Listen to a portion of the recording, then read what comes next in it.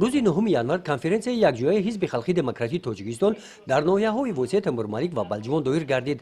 کنفرانسیا مسئله پشبری نامزد با وکیل مجلس نمایندگانی مجلس عالی جمهوری تاجیکستان را بررسی نمود. آوازدهی تاریخ پنهانی صورت گرفته از جانب وکیلان. نامزدی اکراموف جمال‌الدین رئیس جماعت دهات به نام خدای رجب فی ناحیه وسه اعضای حزب خلقی دموکراتی تاجیکستان یک دیلانه جانبداری کرده شده. در حوزه یک مندته انتخاباتی وسه رقم 39 پیشنهاد کرده شد.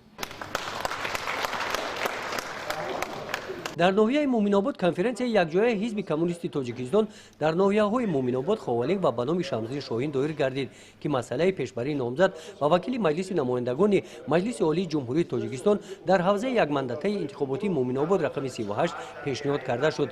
در کار کنفرانسیا 120 نفر وکیلان اشتراک نمودند.